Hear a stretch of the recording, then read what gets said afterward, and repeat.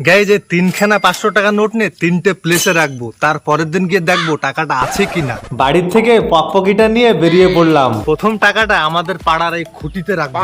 500 টাকাটা ভাঁজ করে খুঁটির চিচিং ফাঁকের মধ্যে ভরে দিলাম। সেকেন্ড টাকাটা রাখার জন্য সিধা চলে আসলাম কালীবাড়ি মাঠে। কুরকুরের জরির মধ্যে 500 টাকাটা রেখে এই আরাম করা চেয়ারের নিচে ফেলে দিলাম।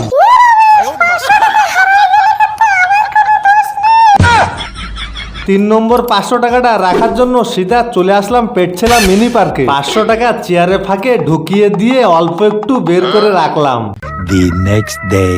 সকাল সকাল বেরিয়ে পড়লাম আমাদের পাড়ার চিচিং ফাঁক খুঁটির কাছে। টাকা কেউ দেখতে পাইনি গাইজ এখানে। किस्मत में होगा तो पैसा खुद चल के आएगा। এবার চলে আসলাম কালীবাড়ি মাঠে। গাইস চেয়ারটা কিন্তু ওখানে বসে আছে, কিন্তু আমার কুরকুরির জরিটার পাচ্ছি না। পুকুরের মধ্যে দেখি একটা কুরকুরির জরি পড়ে আছে। জয় মা সিন্ধুকালী, টাকাটা যেন থাকিস।